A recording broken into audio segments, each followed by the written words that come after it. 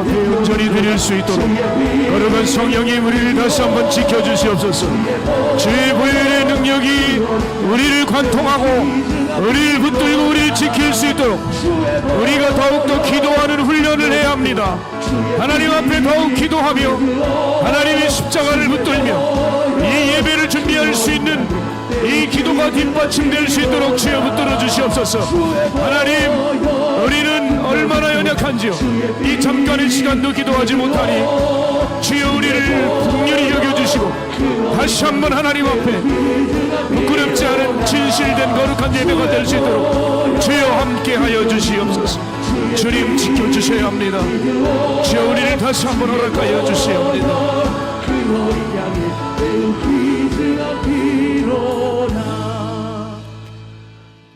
살아계신 하나님, 오늘 하나님 살아계신데 그 하나님을 보지 못하는 영적인 삼중고에 빠져서 영원한 고아처럼 마귀의 종이 되어 망해가고 있습니다.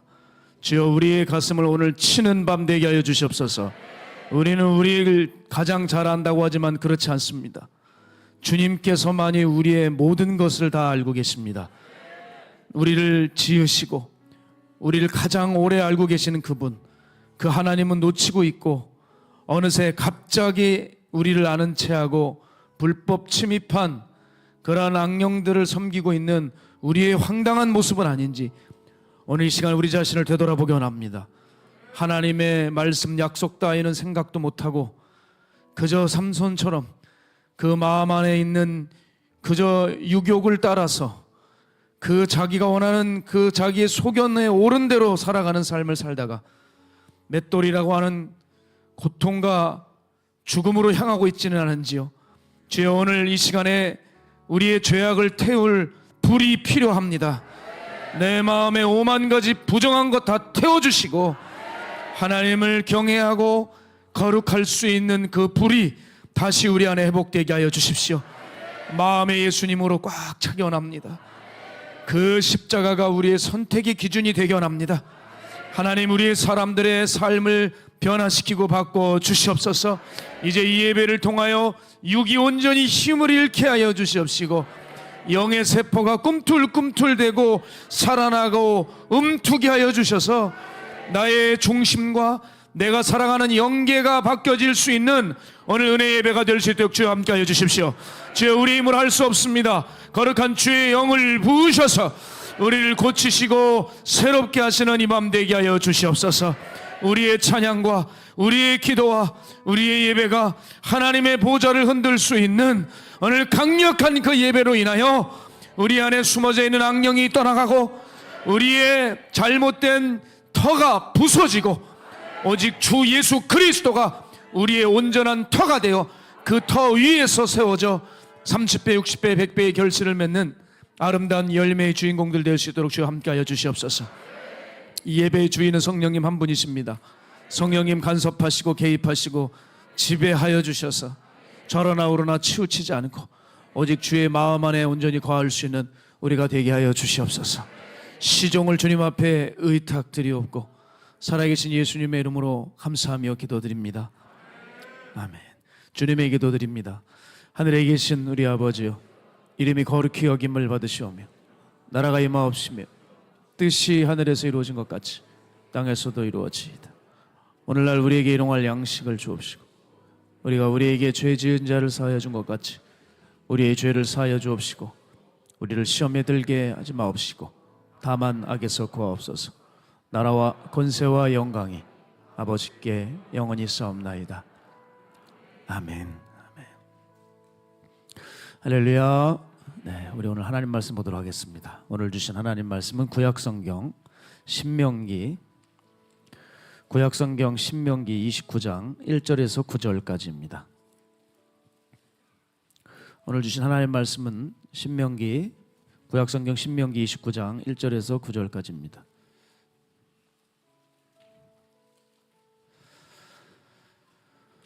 신명기 29장 1절에서 9절까지 다 찾으신 줄로 알고 우리 함께 합독했으면 좋겠습니다. 시작.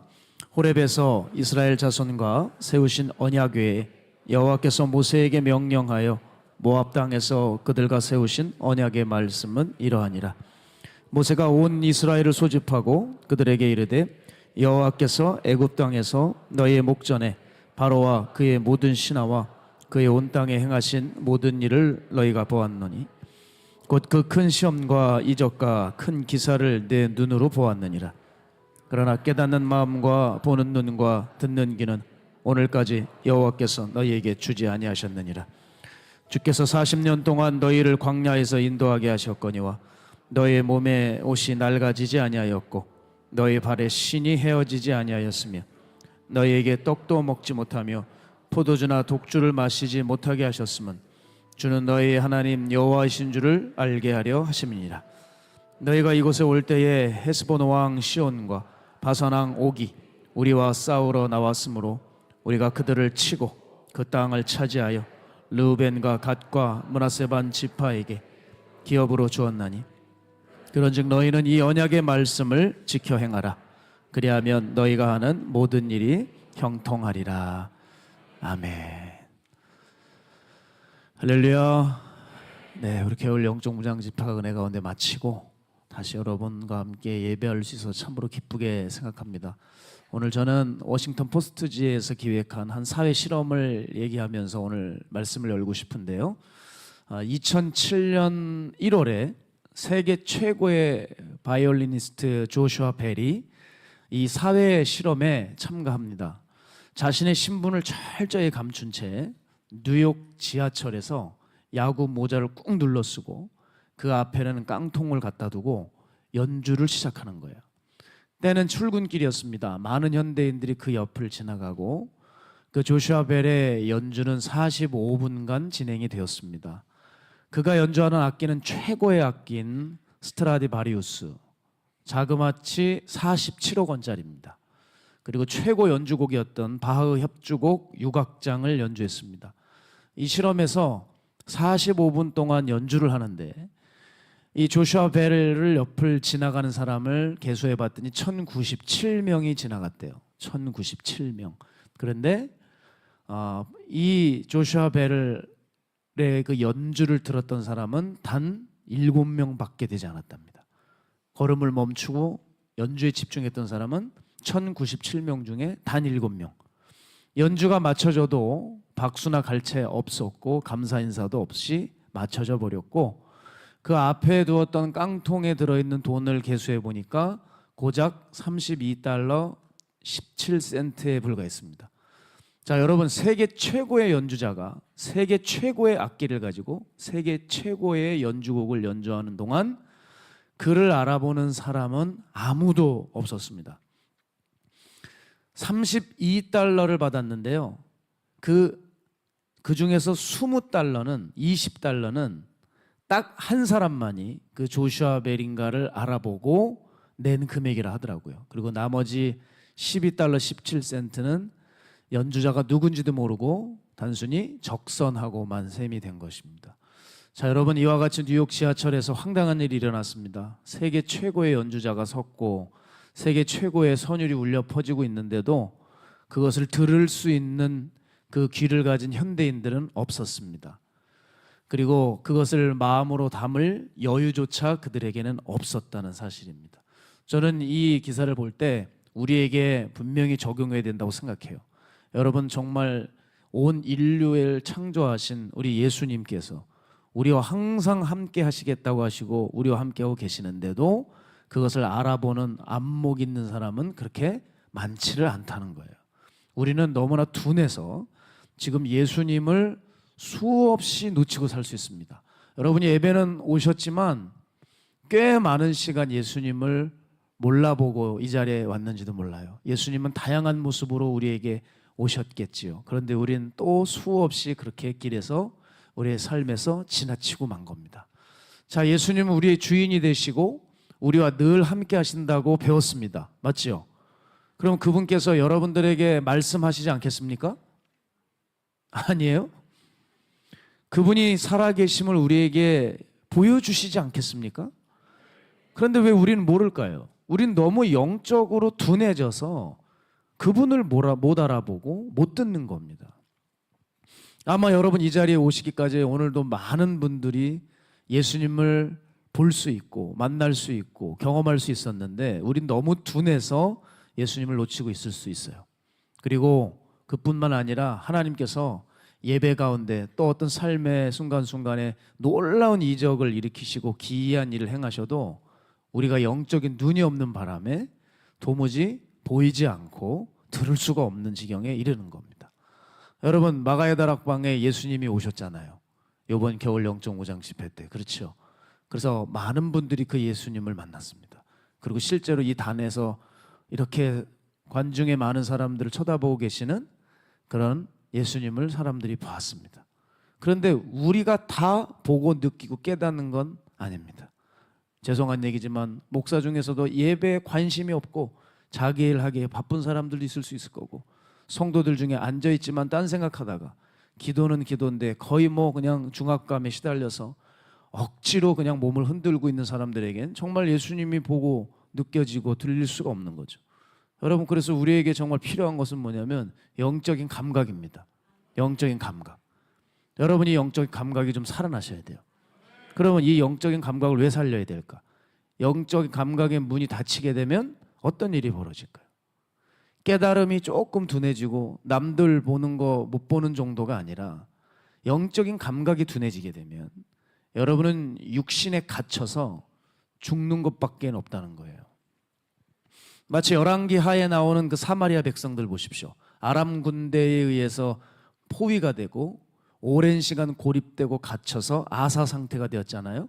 그런 것처럼 우리도 이렇게 육신에 갇혀서 영적 감각기관이 상실하게 되면은 우린 영적으로 말라 죽어가는 겁니다. 그래서 영적 감각의 문은 여러분이 생각하시는 것보다 훨씬 중요해요. 이게 닫히지 않게 해야 된다는 것이죠. 그런 맥락에서요, 저는 이제 목사다 보니까 사역을 하다 보면 죄수들을 섬기려고 교도소를 방문할 때가 종종 있게 됩니다. 그런데 그 교도소 감옥을 보게 될 때 정말 답답한 마음이 들어요. 창문이 있어도 사람이 볼 수 없습니다. 저 위에 있기 때문에. 그리고 창살이 이렇게 창문 밖에 놓여 있고요. 창문을 볼 수도 없고 열 수도 없고 바깥에 내다볼 수만 있으면 얼마나 좋겠습니까? 그럴 수도 없고 출입문도 없는 완전한 감옥입니다. 거기 있는 죄수들은 얼마나 답답할까? 거기서 뭐 잠깐 한 달 쉬다가 자다가 나오면 얼마나 좋겠습니까? 정처 없이 2년, 3년, 10년 있다가 나오는 일들, 평생 나오지 못하는 일들, 너무 끔찍한 일인 거예요. 지금 여러분, 그래서 뭐 날이 추워졌다 뭐하다 해서 또 예배당 슬슬 안 오시는 분들 계실 수 있어요. 그렇죠? 그런데 우리가 숨 쉴 수 있는 것 자체를 감사해야 되고, 우리가 이 차가운 공기를 이 바깥에서 자유롭게 마시며 숨 쉴 수 있는 이 자체를 감사하셔야 돼요. 우리 스스로 몸을 놀릴 수 있고 마음껏 쓸 수 있는 이 시간을 주심에, 자유가 있음에 감사할 수 있어야 돼요. 그러나 감옥은 얼마나 힘들까요? 이와 같이 갇혀 있는다는 것은 고통입니다. 그런데 우리가 육신에 갇혀 사는 것이 실상은 이렇게 고통이거든요. 근데 그 고통을 모르고 사람들은 재밌다, 즐겁다, 황홀하다 이러고 있는 거예요. 근데 실상은 우리의 보는 눈과 듣는 귀와 감지하는 심령이 완전히 마비돼서 죽어가고 있는데 말입니다. 여러분, 다시 한번 말씀드립니다. 영적 감각이 사라지고 죽어가면 육적인 본능만 남는 거예요. 몇 년 전에 파키스탄에서 25,000리터의 휘발유를 실은 유조차가 급커브를 돌다가 그만 타이어가 펑크가 나서 전복되고 말았습니다. 자, 그때 깜짝 놀랄 만한 일이 일어나요. 여러분, 차가 뒤집혔어요. 그때 이제 주변에 있는 동네 사람들이 차가 쾅 뒤집힌 걸 알고 보면 정상적인 사람이면 어떻게 해야 돼요? 달려가서 운전자가 얼마나 다쳤는지 확인하고 119 불러야 될 거 아닙니까?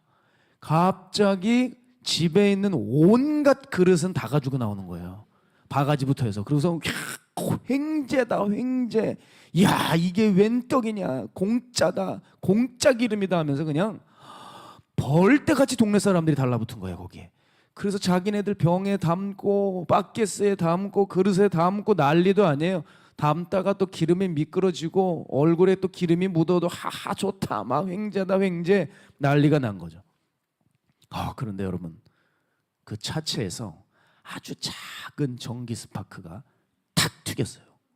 여러분 그때 삽시간에 불이 확 붙는데 여러분 그 바켓을 들고 좋아하던 그 현장이 그만 지옥의 현장이 되어버린 거예요.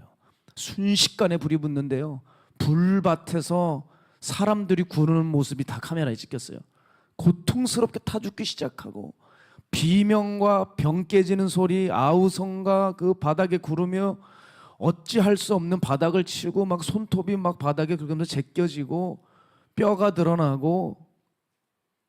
여러분 그날 206명의 사상자가 발생했고요, 125명이 합동 장례식을 치렀습니다. 125명이 그날 한 번에 다 같이 죽었어요. 여러분 저는 이 기사를 볼 때 생각해요. 육적 본능만 남는 경우가 딱 이런 경우라는 거예요. 여러분 우리도 이런 본능에 쩔어버릴 수가 있습니다. 충분히 가능해요. 언제요? 영적인 감각의 문이 닫혀져 버리면, 육적인 감옥에 갇혀 육적 감각만 남아있는 거예요.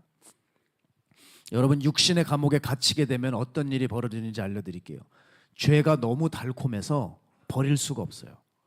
그리고 처음에는 죄책감이 들었지만 거기 감옥에 딱 갇혀버리면 죄책감도 느껴지지 않아요. 그냥 순간순간을 즐기는 것이 최고라 이러다가 인생 그냥 그대로 마치고 만다는 거예요. 여러분 우리가 다른 것은 놓쳐도 이거 살려놔야 돼요. 영적 감각이요.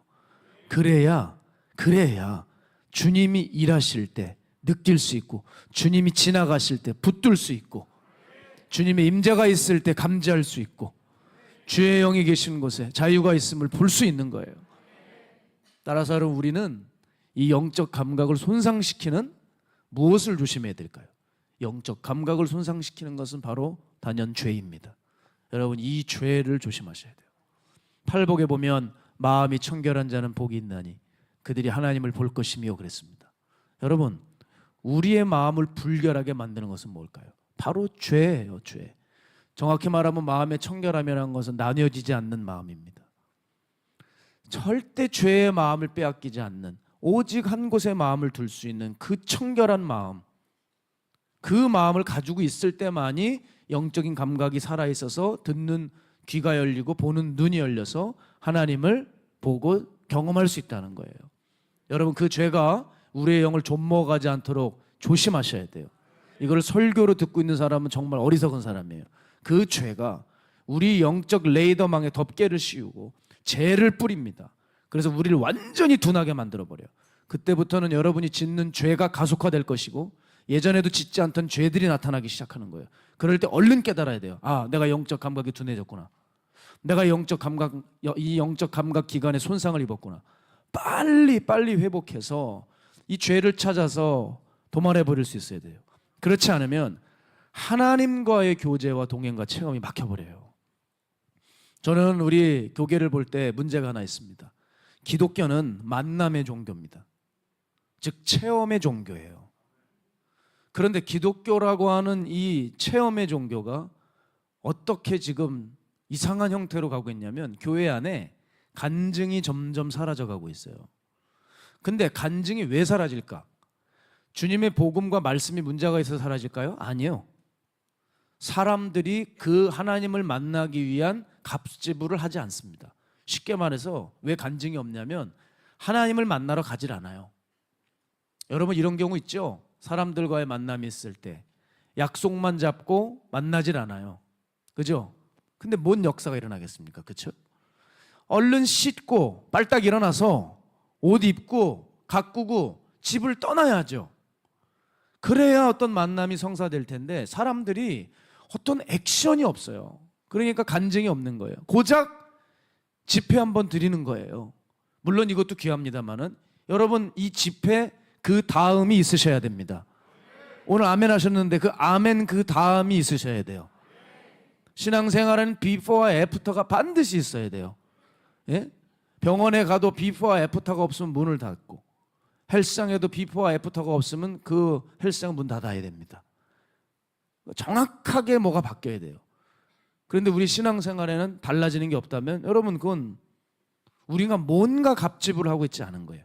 자, 우리가 빨리 집을 떠나서 그 하나님을 만나러 가야 돼요. 안 그러면 하나님을 항상 기다리시는 거예요. 하나님은 모든 선물을 준비한 채 아들을 늘 기다리고 있는 그런 아버지 신세로 만드는 거예요. 기독교는 만남의 종교입니다. 체험의 종교입니다. 오늘 만나셔야 돼요. 그렇죠? 그래서 오늘도 내가 하나님 앞에 마음을 새롭게 하고 하나님을 간절히 원하고 하나님 말씀에 순종하면 그분을 만날 수 있습니다. 오늘 모세가 설교하는 것도 이거예요. 너희들 만날 수 있다. 그 전제 아래 무슨 얘기를 하죠? 본문 2절에서 8절까지 보여주는 것이 뭐냐면, 뭘 성경도 안 보면서 이렇게 쳐다보세요. 제가 설명해 드릴게요. 2절에서 3절은 뭐냐? 내가 너희를 구속했던 사건. 5절에서 6절은 광야 40년 동안의 역사. 7절에서 8절은 외적 아모리 족속을 정복했던 사건을 모세가 언급하고 있습니다. 그게 무슨 말이냐? 이스라엘 백성들이 하나님을 이렇게 직접 체험했던 사건을 모세가 이스라엘 백성들로 하여금 기억하게끔 다시 언급해주고 있는 거예요. 너희들 머릿속에서만 하나님을 알았냐? 하나님 그런 관념의 하나님이 아니시라는 거 우리가 지금까지 이집트에서 나오면서 겪지 않았냐? 하나님께서 얼마나 우리의 삶에 실질적으로 개입하셨냐? 그래서 얼마나 많은 일을 행하시고 우리의 삶을 실제적으로 인도해 주셨냐? 하나님은 이런 하나님이다. 그러니 너희는 그 하나님을 지금 만나고 있느냐? 하나님을 체험하고 있냐? 모세는 그 잠자고 있는 이스라엘 백성들을 깨우고 있는 거예요. 그렇습니다. 여기서 우린 뭘 알 수 있어요? 기독교는 굳어진 관념을 믿는 종교가 아니라 믿는 자들의 삶에 직접 역사하시는 생생한 그리고 살아계신 하나님을 믿는 것이라는 거예요. 돌아보세요. 여러분 우리 삶을 돌아보세요. 하나님이 우리를 모른 척 하신 적이 있으셨나요? 하나님이 우리의 삶에 시덥지 않게 일하신 적이 있으신가요? 예? 그건 여러분 생각이에요. 돌아보세요. 여러분의 삶을. 그때는 죽을 것 같다고 했지만 지금 어때요? 또 그 어려운 일들을 극복하게 하시고 어둡고 캄캄한 터널을 또 통과하게 하시고 지금 이 자리에 오게 해주셨잖아요. 뭐 그때 죽을 것 같다며요. 그때 못 살 것 같다며요. 어떻게 나한테 이렇게 하냐며요. 근데 어때 보세요. 하나님이 또 이끌어 주셨잖아요. 하나님이 살아계시다는 증거거든요.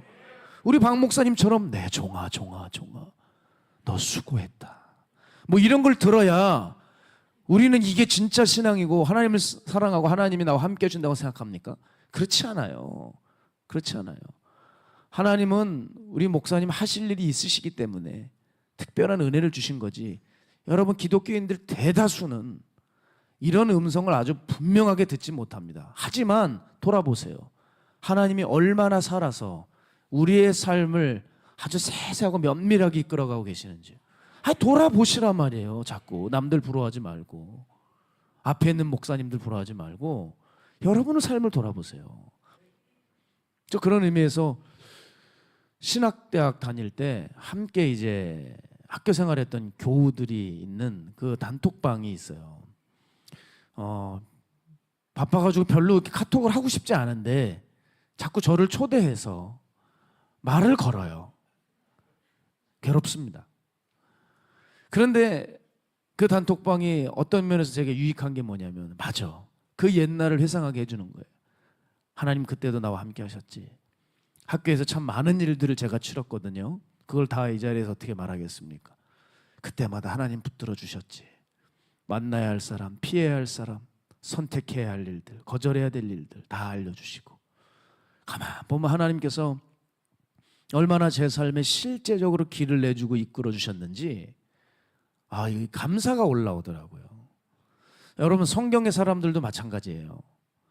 하나님은 이들에게 너무나 실제적인 하나님이셨어요. 그렇죠? 아브라함을 보세요. 아브라함을 보시라고요. 이 생물학적으로 이 생식기관이 다 끝난 사람들 아닙니까? 하나님의 능력이 임하는데 이삭을 얻어요.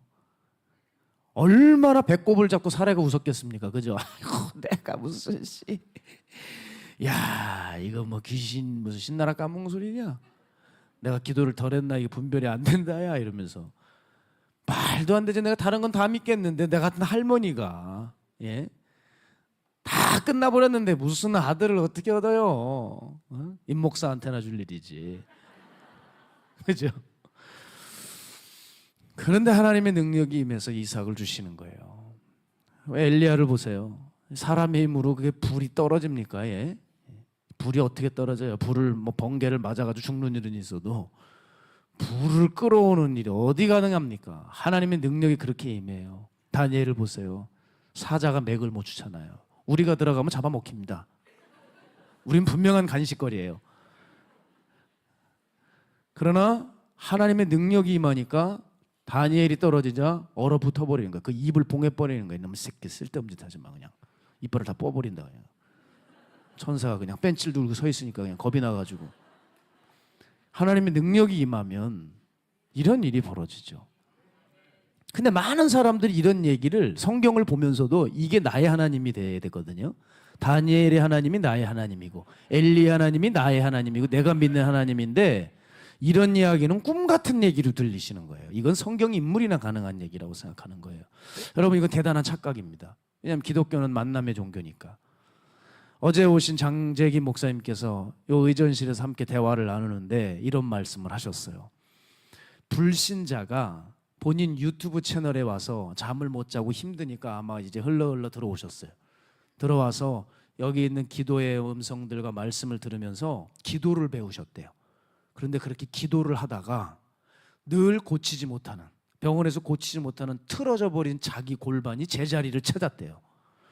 그래서 세상에 눈물을 흘리면서 연락이 오신 거예요. 제가 이제부터 예수님 믿기로 했다고, 교회를 가겠다고.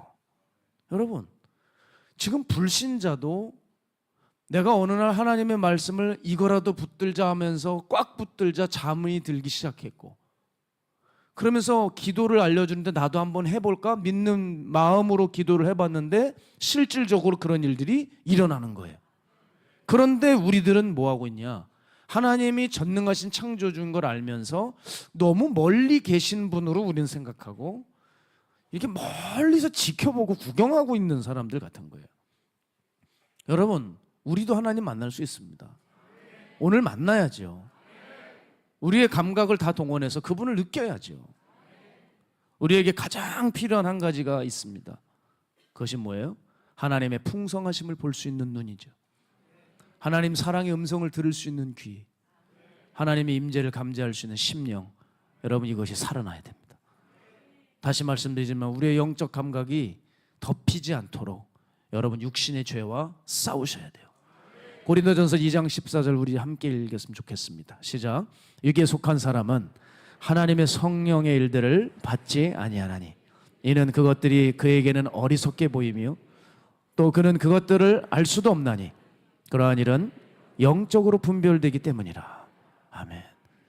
육에 속한 것이 아니라 영에 속한 사람이 돼서 영계를 분별하는 놀라운 일들이 일어나기를 소망합니다.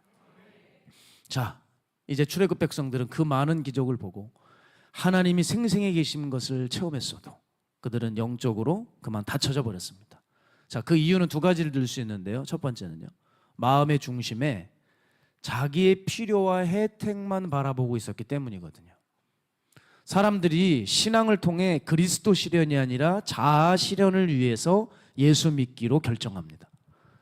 예수님 믿으면서도 여전히 내 가려운 곳을 긁어주고 비어있는 곳을 채워주고 불리는 일에 관심이 지대합니다. 그게 잘 되지 않으면 교회와 사람들에게 상처를 주는 일들을 하게 되는데, 그리고 교회를 옮겨버립니다. 즉 철새 교인들이 많죠. 철마다 자기 필요를 쫓아 돌아다니는 사람들이 있습니다. 그렇죠? 철새 교인들 많아요. 오늘은 이곳, 내일은 저곳. 주의 복음을 전하면 얼마나 좋겠어요? 오늘은 이곳, 내일은 저곳. 날마다 자기를 알아달라고 돌아다니는 이 철새 교인들. 도대체 무슨 신앙이 있습니까? 나 죽고 예수 사는 신앙밖에 없는데, 그죠? 그 신앙밖에 없는데 나는 펄펄 살아서 이 교회도 만족 못해, 저 교회도 만족 못해. 나를 만족시켜 주실 그 우물가의 여인이 되셔가지고 계속 영적으로 돌아다니고 있는 거예요. 말은 영적이지만 굉장히 육적이죠. 자, 철새 교인들의 문제가 뭔지 아세요? 문제는 앉지를 못해요. 여러분, 진드근이 앉아야 음식을 먹고 살이 찔 텐데 계속 날라만 다니니까 먹질 못해서 영적으로 말라가요. 말은 영적으로 내가 살고 싶어서 돌아다닌다고 하지만 죽었습니다. 왜? 앉아 있어야 먹지. 앉아 있어야 먹죠. 앉아 있지를 못하는데 진드근이 못 있어요. 돌아다녀야지. 중심에 자기 필요와 혜택만 바라보고 있기 때문이죠. 이와 같은 사람들이 누구였냐? 출애굽 1세대들이었습니다. 항상 자기 필요, 먹을 거 달라, 고기 달라, 물 달라, 쉬게 해달라. 늘 불평과 불만 아래 살다가 죽고 말았습니다. 자, 출애굽 백성들 영적으로 닫혀져 버린 두 번째 이유는 그들의 믿음이 여러 가지를 믿었기 때문에 그래요. 자, 마태복음 6장 24절 보면 한 사람이 두 주인을 섬기지 못할 것이니 혹 이를 미워하고 저를 사랑하거나 혹 이를 중히 여기고 저를 경히 여김이라. 너희가 하나님과 재물을 겸하여 섬기지 못하느니라 그랬습니다. 여러분, 믿음이란 것이 뭐냐? 믿음은 한 주인에 대한 것입니다. 아시겠죠? 믿음은 한 주인에 대한 것이에요. 두 주인을 섬길 수 없습니다. 그런 맥락에서 야곱에게서 우리가 배워야 될 게 있어요. 이 사기꾼 같은 야곱에게서도 배워야 될 거 있는데 그게 뭐냐면 그의 마음에 한 번 꽂히면 일편단심이었다는 거예요. 야곱은 사랑하는 라헬을 얻기 위해 자그마치 몇 년을 고생했습니까?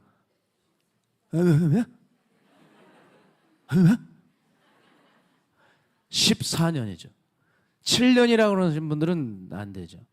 7년은 열심히 노력해서 그 약속은 7년이었지만 그 라반이 사기를 쳤잖아요. 얼마나 이 창세기에 보면 야곱과 라반을 속이고 속이는 이 사건들이 많이 나와요. 그죠? 한번 야곱을 제가 다뤄드리려고 하는데, 자, 여러분, 이 야곱을 보면 결국 레아 때문에 7년, 그 다음에 라헬을 얻기 7년, 14년을 일했습니다. 여자 하나 얻기 위해서 14년을 일했어요. 전 안 해요. 어떻게 이렇게 해요? 그런데 여러분, 이게 사랑이에요. 너무 좋아들 하시네. 이게 사랑이에요. 14년인데요, 여러분. 근데 제가 볼 때 이거는 사랑 수준이 아니에요. 이 사람은 라헬 교회예요. 신앙이에요, 신앙. 라헬에 대해서 거의 신앙 수준이에요. 우리가 배워야 될 게 뭐냐면 야곱은 일편단심이었다. 야곱에게서 배워야 될 건 이겁니다. 이렇게 우리가 하나님을 사랑한다면 다들 능력자 되고 은사자들 되고 예배 때마다 늘 예수님 보실 겁니다, 아마. 자, 반면에 부자 청년을 보겠습니다. 이 사람의 문제는 무엇입니까? 여러 가지를 믿었다는 겁니다. 여러분, 부자 청년이 하나님의 말씀을 안 믿은 게 아닙니다.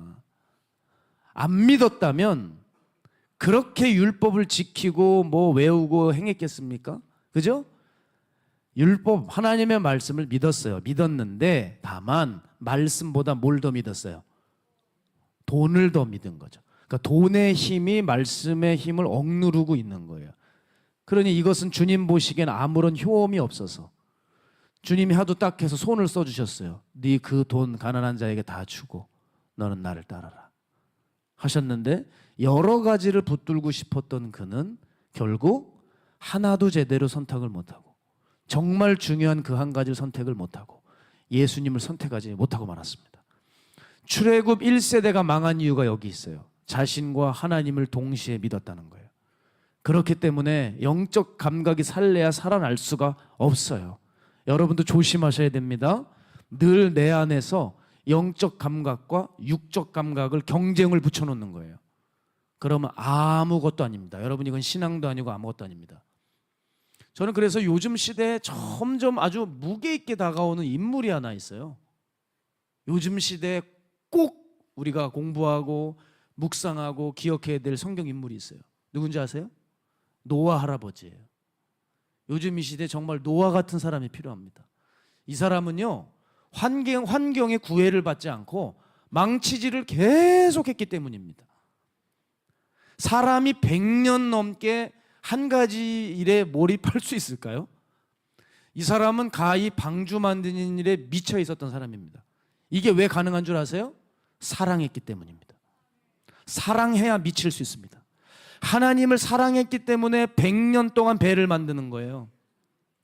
어떤 일을 하더라도 여러분 10년도 꾸준히 하는 거 되게 힘듭니다. 그죠? 10년을 어떻게 꾸준히 해요? 그런데 10년에 12배, 120년의 시간을 해냈습니다. 계속 망치질을 하는 거예요. 방주를 만들었어요. 그리고 끝나는 줄 아세요? 그 순종의 대가가 참혹했어요. 모르시죠? 물에서만 건져지니까 여러분 괜찮은 줄 아시죠? 아니에요. 방주 안에 들어가기 시작했더니 세상에 그 아프리카 코끼리가 똥을 싸는데 어마어마하게 싸는 거예요. 하마가 트름할 때 죽을 것 같은 거예요. 온갖 악취와 썩고 역겨운 냄새가 몇 톤씩 나오는데 이거 여러분 버릴 수 있겠어요? 창문을 열지도 못하죠. 비가 쏟아지는데 창문도 못 열어요. 온갖 그 고통을 다 받아내는 걸 상상을 해보시란 말이에요. 참 기껏 순종을 한다고 했는데 생각보다 그리 아름답지가 않아요. 그죠? 삶이 힘들어요. 순종을 했는데도 노아에게 고통이 여전히 있어요. 그런데 중요한 건 뭐예요? 사람들이 이걸 못 보는 거예요. 노아는 근데 눈이 열렸죠. 난 살아있다는 거예요. 생명이 붙어 있다는 것. 생명을 내가 얻기 위해서라면 기타 다른 불필요한 것들, 다른 부차한 고통은 감수할 수 있다는 것입니다. 생명이 가장 중요하기 때문에 그깟 역겹고 고통스러운 냄새 참아낼 수 있다는 거예요. 결국 그 냄새도 끝이 있기 때문입니다. 자, 노아에겐 어떤 눈이 있어요? 전체를 보는 눈이 있죠. 여러분, 이게 크리스찬이 가지고 있는 눈이에요. 크리스찬은 예수 믿는 사람은요, 눈이 바뀌어져요. 가치관이 바뀌어진다는 거죠. 그래서 전체를 보게 됩니다. 예수 믿기 전에는 부분을 봐요. 그래서 처음에 문제가 생기면 문제만 복닥복닥대고 뭐 삶 다 산 것처럼 이래요. 그러나 예수님을 만나게 되면 부분이 아니라 전체가 보이기 때문에 예수님의 계획, 예수님의 뜻, 하늘의 은혜가 보여요. 그래서 이 부분의 고통을 넉넉히 이겨낼 수 있다는 거예요. 여러분, 전체를 보는 눈이 열리시길 축복합니다. 노아는 망치질을 계속했어요. 요즘에 이 노아와 같이 저에게 도전을 주는 사람은 없어요. 어떤 어려움이 있어도 계속 망치질을 하는 거예요. 진짜 성도들 중에서도 그런 성도들이 있어요. 제가 어제도 만나서 칭찬을 했는데 이분은 항상 순종해요. 항상 힘든 일을 해요. 항상 그렇게 하나님께서 원하시는 일들만 해요. 남들 하지 않는 일만 해요. 힘들고 어려워도 불평이 없어요. 계속 망치질을 하는 노아와 같은 성도들이 있더라고요. 모든 악취와 불편함을 계속 참아내요. 왜? 여러 가지를 믿지 않았기 때문에. 오직 하나님 말씀만 믿었기 때문에 이게 가능했던 것이죠. 그래서 하나님의 말씀을 계속적으로 들을 수 있었고 언약의 표징인 무지개를 볼 수 있었습니다. 노아에게는 그 무엇보다도 영적인 감각이 중요했던 사람이에요. 여러분, 그래서 모세가 오늘 이 본문의 설교 가운데 뭐라고 얘기해요? 복 있는 사람이 누군 줄 아냐? 언약의 말씀을 지켜 행하는 사람이다 얘기하는 거예요. 성경은 이것을 강조하죠. 시편 119편 1절에서 2절 우리 함께 읽을까요? 시작. 행위가 온전하여 여호와의 율법을 따라 행하는 자들은 복이 있으며 여호와의 증거들을 지키고 전심으로 여호와를 구하는 자는 복이 있도다. 시편 128편 1절이요. 여호와를 경외하며 그의 길을 걷는 자마다 복이 있도다. 아멘. 여러분, 아까 근데 말씀드렸지만 우리가 이 순종을 하지만 이 순종하는 과정 중에 쉽지 않은 일을 만날 수 있다고 말씀을 드렸습니다. 그렇죠? 순종했는데, 헌신했는데, 충성했는데 어려움이 생기고 집에 어떤 어려움이 생기고 우환이 끼고 여러 낭패를 맞이할 수 있죠. 근데 바로 그때 여러분, 그 꼬이는 삶에, 복잡해진 삶에 불평하지 않을 수 있냐는 거예요. 내게 말씀을 주셨다는 것에, 약속을 주셨다는 것에 감사해야 하는 사람이 우리가 될 수 있어야 되는데 말이죠. 저 역시도 나름대로 순종을 했습니다. 갑자기 닥친 일이어서 너무 당황스러웠습니다. 사역지가 바뀌었고 사랑하는 성도들을 떠나야 했고 모든 삶의 환경이 다 바뀌었어요. 처음에 이곳에 왔을 때 너무나도 낯선 사람들, 낯선 환경, 나름대로 애를 쓰는데 그렇게 들리는 소리는 또 뭐 그렇게 기분 좋은 소리만 들리는 게 아니었어요. 순종한다고 했지만 별로 그렇게 예상 밖의 일들, 풀리지 않는 제 삶, 고통도 계속 따르고 그렇게 2년의 시간이 저에게 지나가고 있어요. 그런데 여러분, 순종을 했는데 그냥 모든 게 열리는 게 아니더라고요. 나름대로 정말 힘들게 순종을 했어요. 제가 예상했던 일들이 그렇게 팍팍팍 일어나진 않아요. 그런데 오히려 고통이 생기고 어려움도 있었어요. 그러나 제가 이런 모든 과정을 또 다시 이겨내고 나아갈 수 있는 비결이 하나 있었는데, 그게 뭐냐면 주님의 약속의 말씀이었어요. 제게 주신 말씀이 있어요. 그런데 놀라운 것은요, 뭔지 아세요? 아무리 약속의 말씀이 있어도 내 육이 죽지를 못하면 그걸 이루지를 못해요. 뻔히 차가 오는 걸 알면서도 치는 거예요. 차가 오는 줄 알면서도 친다고요. 여러분, 안 칠 것 같죠? 치는 거예요. 육이 죽지 않으면 쳐요, 뛰어가다가. 차가 온다? 너 걸어가야 돼. 한 템포 늦춰야 돼. 하는데 육이 살아있으면 어떻게 돼요? 가버리는 거예요. 내 육이 죽지 못하면 이게 불순종인 줄 알면서도 육이 해결이 안 되면 치어버리는 거예요. 그렇기 때문에 우리에게 더욱 시급한 것은 뭐다? 영적 감각을 살리는 일이에요. 항상 깨어있고 말씀만 믿고 다른 거 바라보지 않고 다른 거 향하지 않는 마음을 갖는 거. 여러분, 게다가 정말 우리는 영을 살리고 싶은데 이 영을 살릴 때 하나님의 말씀에 순종하는 것, 그것과 함께 병행해서 꼭 필요한 한 가지가 또 있습니다. 그것이 뭐냐면 순종과 함께 그분의 도움을 늘 구하는 삶이에요. 다 여기서 안 돼요. 순종을 한 것 같은데 그분을 신뢰하고 그분의 도움을 믿지를 못해요. 그분께 부탁드리지 못해요. 그분의 힘으로 살지를 못해요. 여러분, 그러면 그렇게 큰 일은 우리의 삶에 일어나지 않아요. 최근 사랑하던 한 지체가 신앙에서 떠나버렸어요. 찾아가 봐도 저는 거절을 당했고, 얼마나 육적인 사람이 되어 있는지 얼굴을 보는 순간 저만 알죠. 주님만 아실 거예요. 가슴이 정말 철렁 내려앉더라고요. 영적으로 완전히 다 무너져 있었어요. 가슴이 얼마나 아픈지. 근데 그 친구가 그렇게 된 이유는 한 가지였어요. 잘 들어보세요. 처음에 죄를 짓고 마음이 한없이 무너져 내릴 때 혼자 힘으로 이겨보려고 했다는 겁니다. 여러분, 요걸 조심하셔야 돼요. 나도 잘못한 거 알아요. 문제가 뭔지 알아요. 그런데 이게 나 혼자 힘으로 이겨보려고 하는 겁니다. 그러다가 이게 잘 안 되니까, 결국은 안 되고 난 계속 실패하니까 어떻게 바뀌냐, 마음이. 하나님에 대한 신뢰도 저어가고 하나님에 대한 애증을 넘어 분노가 치솟기 시작하는 거예요.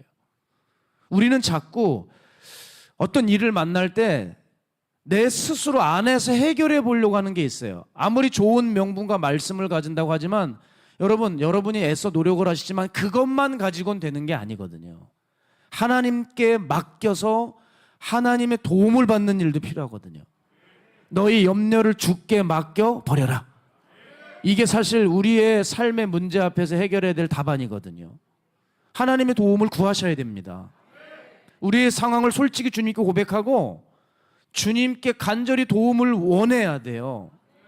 불의한 재판장도 밤낮 신원하는 자의 이야기를 들어주었다고 복음서는 말하죠. 하물며 공의로우신 재판장께 우리가 날마다 우리의 죄의 고백을 하고, 주님, 나는 연약하고 나는 오늘 또 무너집니다. 어떻게 나를 붙들어 주셔야 되겠습니다. 주님, 나의 힘으로는 안 됩니다. 간절히 주님을 의지하고 주님의 도움을 구하는 이런 자세와 태도, 이것이 있을 때 우리는 하나님에 대해 실망하지 않고 어려운 가운데서 주께서 건져내신다는 겁니다. 그걸 우리는 은혜라 그래요. 은혜.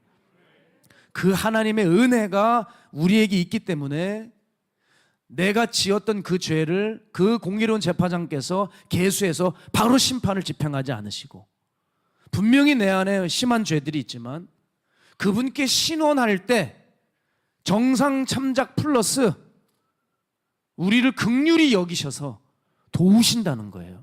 이게 은혜입니다. 여러분, 은혜는 계산하는 게 아니에요. 은혜는 긍휼히 여겨주심이에요. 긍휼히 여겨주심. 은혜는 율법을 갖다 대고 계산해서 너는 이 형별, 너는 몇 년 살다 나와야 돼. 이게 은혜가 아니에요. 은혜는 죄의 경중과 상관없이 긍휼히 여겨주심으로 나의 어떠함과 관계없이 살아나는 게 은혜예요. 기독교가 타 종교와 다른 유일한 변별력은 은혜입니다. 바로 긍휼히 여겨주심이에요. 그리고 그 긍휼은 인간들하고 달라요. 하나님의 긍휼은, 사람들은 그렇잖아요. 아우 진짜 불쌍하다, 딱하다, 애처롭다, 그리고 끝나요. 그러나 하나님의 긍휼은 그렇게 마음만 먹지 않아요. 실질적으로 도우십니다. 실제적으로 그 사람이 필요한 것을 채우시고 건져내시고 이끌어 주십니다. 그게 하나님의 긍휼이에요. 사람의 긍휼과 다른 하나님의 긍휼은 마음만 먹는 게 아니라 실질적으로 도우시는다는 것에서 하나님의 긍휼은 다릅니다. 이것을 두고 우리가 하나님의 놀라운 은혜다라고 얘기하는 거죠. 여러분, 저도 이 은혜를 경험해요. 이 은혜를. 저는 하나님께서 제게 주신 말씀을 왜 순종하지 않겠습니까? 순종하는 부분도 있지요. 그런데 굉장히 힘들어요. 순종도요, 결국은 나 혼자 힘으로 하는 거 아니에요. 아시죠? 그냥 이를 악물고 해볼 거야. 막 그냥 악착같이 성격이 순종을 잘하는 체질. 나 그런 사람 본 적이 없어요. 어떤 인간의 노력도 있지만 이게 다가 아니에요. 하나님의 은혜와 하나님의 긍휼히 여기심과 하나님이 이끌어 주신 하나님의 손길이 있을 때 그 순종이 진짜 제대로 된 완성된 순종이 되는 것이죠. 저도 그 은혜를 경험해요. 지은 죄를 생각하면요, 아유 야 네가 진짜 목사냐? 네가 그게 목사가 할 생각이냐? 이런 생각이 들어요. 그런데 하나님의 은혜가 말도 안 되게 저를 긍휼히 여겨주셔요. 그리고 거짓말처럼 또 용서해 주세요. 저 같으면 용서를 못할 것 같아요. 새끼 진짜 뻔뻔한 놈이네, 이놈의 새끼가, 이럴 수 있는데 거짓말처럼 또 용서받고 또 다시 일어서 주시고 또 걸어가게 하세요. 하나님은 절대 죄 졌을 때 말도 안 된다, 네가 나한테 어떻게 이럴 수가 있어, 네가 그러고도 목사냐, 너는 이만 마가야 다락방에 있을 자격이 없어, 넌 단에서 내려가, 알겠습니다, 이런 게 아니란 말이에요. 실제로 그럴 거라고 사람들이 생각해서 공포에 잡혀 있어요. 내가 죄를 깨닫고 하나님을 찾기만 한다면 하나님 또다시 감싸 안아주시고 또 모른 척 해주시고 또 일어나서 걸어갈 힘을 주시는 그 하나님이시더라니까요.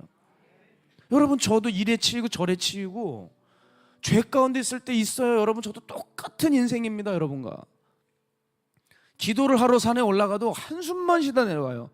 아휴, 나 어떡하냐, 뭘 깊이 영계를 보고 하나님의 음성을 듣고 앞날을 훤히 내다보고 얼마나 좋겠어요. 그러면 한숨만 쉬고 미치겠다 그냥. 제가 그래서 얘기하잖아요. 제 죄가 생각나서 얼마나 제 따귀를 때렸는지 모른다고. 따귀도 수도 없이 때려가지고 너무 부어가지고 다음날 설교해야 되니까 그만 때리자 이러기도 하고. 내 죄를 주님이 계수하셔서 하나님이 나를 무섭게 질책하실 것 같겠지만 기도를 하면 그래, 내가 너와 함께 해주겠다, 내가 너를 붙들어 줄 거야, 그게 은혜야. 또 잔잔한 은혜로 제 삶을 또 살아가게 하시더라고요. 그분은 어쩜 그렇게 한결같이 은혜로 찾아오실까? 문제가 있다면 우리가 문제예요. 그분은 진짜 그분을 찾기만 하면 한없이 용서하세요. 문제는 우리가 하나님을 안 찾아요. 왜? 그 죄를 너무 사랑해서. 그래서 하나님을 또 가슴 아프게 하고 예수님을 또 십자가에 못 박고 하나님을 대적하고 뻔뻔하게 살아가는 우리가 문제라는 거예요. 오늘 다시 하나님의 은혜가 우리의 삶에 찾아오기 원합니다. 그 은혜를 진짜 만나면 하나님을 더욱 바라보게 하고 그 어떤 것에서 귀 기울이지 않게 해주시고 그분의 임재를 감지하는 심령을 새롭게 하십니다. 오늘 그 은혜가 우리의 삶을 덮으면 내 어떤 아주 치밀하고 계획적인 노력이 없을지라도 거짓말처럼 나의 손상된 영적 감각들과 세포들이 살아나는 것을 느낍니다.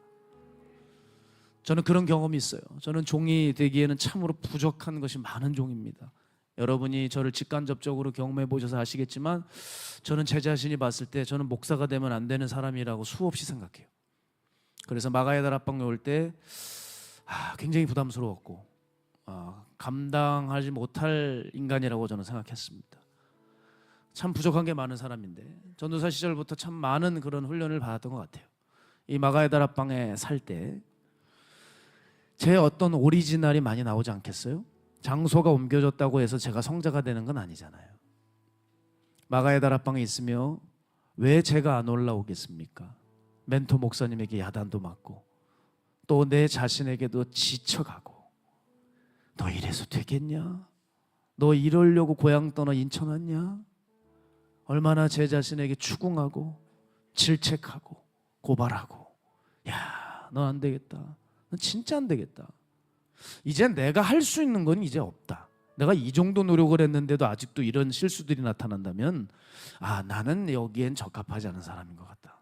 난 이제 더 이상은 못 갈 것 같다. 제가 얼마나 그 가슴 아픈 그 밤을 보냈는지 몰라요. 별의별 생각 끝에 잠을 잘래도 잠도 못 이루고 그렇게 혼자 뒤척이다가 힘겨워하다가 새벽녘에 겨우 잠깐 잠이 들었습니다. 그리고 아침이 어느새 돼서 새벽쯤이었죠. 이게 꿈인지 생신지 여러분 잠에서 일어나실 때 무의식에서 의식으로 돌아오는 그 찰나를 아십니까? 꿈인지 생신지 모르지만 정신이 이렇게 돌아올 그 무렵이었습니다. 그때 참 놀라운 체험을 한 가지 했어요. 정말 여러분 하나님의 말씀은 섬광 같아요. 살아있습니다. 번쩍하는 그 빛으로 제 심령에 성령의 음성을 들은 적이 있어요. 정말 좌절과 절망으로 밤을 거의 새다시피 하다가 잠깐 새벽녘에 잠들었다가 무의식에서 의식으로 돌아오는 그 순간에 성령의 음성이 제 가슴에 꽂히는데 힘도 아닌 능도 아닌 오직 나의 영으로 되느니라. 여러분 그 말씀이 들리는데 이 말씀이 무슨 말씀인지 그냥 알겠는 거예요. 그렇구나. 이거 내 힘으로 그렇게 애써 보려고 나는 왜 이거밖에 안 될까? 난 이제 관둬야 되겠다. 혼자 애걸복걸하고 있을 때 성령께서 제 마음을 훤히 다 알고 계시는 거예요. 힘도 아닌 능도 아닌 오직 나의 영으로 되느니라. 여러분 놀랍죠? 주님의 음성은 강력해요. 진짜 능력이 있어요. 그 음성이 들리는 순간 그 죄의 짐이 저의 그 무거운 그냥 벽돌을 몇 개를 끌어안고 있었던 그 마음이 봄볕에 눈 녹듯이 여러분 싹 녹아버리더라고요. 그때 너무 놀라서 이게 뭐냐? 그렇구나. 신앙은 처음부터 끝까지 내가 하는 게 아니구나. 하나님의 은혜가 나를 또 붙들어 가시는 거구나. 내가 순종을 하고 충성을 할지라도 주님께서 그 마음을 주셨기 때문에 되는 것이고 성령의 작용이구나. 오직 하나님의 사랑이 나를 강권하시기에 난 또 일어나서 또 이 길 걸어갈 수 있구나. 최근에도 여러분 왜 죄 가운데 무너지지 않겠습니까? 정말 목사하기 힘들어요. 진짜 힘들어요. 젊은 애들 그냥 은혜 받았다고 신학대학 덜컥덜컥 갈 때 제가 정말 덜컥덜컥 내려앉아요. 제정신들인가. 얼마나 힘든 길인데. 제가 제 자신을 보면 답이 안 나와요. 견적이 안 나오죠. 그런데 최근에도 정말 진리의 찬양이 제 입에서 계속 나오게 하시는 거예요. 은혜가 풍성하신 하나님이에요.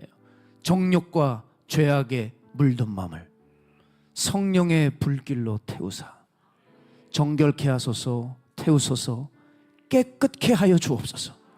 와, 그 찬양이 죄 가운데 힘들어하는 제 이 심령 안에 하나님 그 찬양을 주시는데요. 정욕과 죄악에 물든 마음을 성령의 불길로 태우사 정결케 하소서 태우소서 깨끗케 하여 주옵소서. 주여 성령의 은사들을 이 시간 내려 주옵소서. 와, 이 고백이요 진짜 이 밑에서부터 끌어오르더라고요. 또다시 한번 잊었던 걸 깨닫는 시간이었어요. 내가 하는 거 아니구나. 이거 주님께서 하시는 거구나. 주님의 능으로 힘으로 성령의 능력으로 가게 하시는구나. 여러분 나의 구원과 회복은 내 노력이 아닌 오직 성령의 능력으로 되는 것이라는 것을 다시 한번 우리가 피차 깨닫고 있는 것입니다. 우리는 하나님의 말씀에 순종해야 됩니다. 그런가 동시에 잊지 말아야 되는 것, 그분의 능력을 의지해야 됩니다. 그래서 이 모든 것을 감지하고 깨닫고 볼 수 있는 우리의 영적인 감각의 문이 닫히지 않게 해야 돼요. 오늘 여러분 오늘부터 우리 이 일에 생명 걸지 않겠습니까? 내 죄가, 내 상처가, 내 상황이, 내 문제가, 내 영적인 감각의 문을 닫히지 않게 하도록, 육의 감옥에 갇히지 않도록, 육의 감옥에 갇혀서 육적 본능만 남아 하나님을 저버리는 일이 없도록 여러분 우리와 함께 싸워 나가시지 않겠습니까? 저와 함께 싸워서 우리의 힘도 아닌 능도 아닌 오직 그분의 영으로 승리하시는 귀한 마가의 다락방 성도님들, 인터넷 성도님들 되시길 주의 이름으로 축복합니다. 우리 시간 함께 이 찬양하면서 주님 앞에 봉헌하는 시간 갖도록 하겠습니다. 주여 우린 연약합니다. 찬양합니다. 주여 우린 연약합니다. 우린 오늘을 힘겨워 합니다. 주 뜻 이루며 살기에 부족합니다. 우린 연약합니다. 주여 우린 넘어집니다. 주여 우린 넘어집니다. 오늘 하루 또 실수합니다. 주의 긍휼을 구하는 죄인입니다. 우린 주만 바라봅니다. 우리 주만 바라봅니다. 한없는 주님의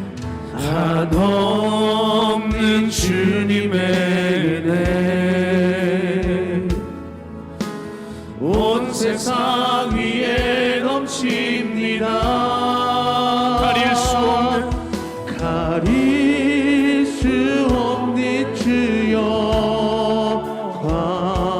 우린 그 길 온 땅 위에 충만합니다. 주님만이 길이오니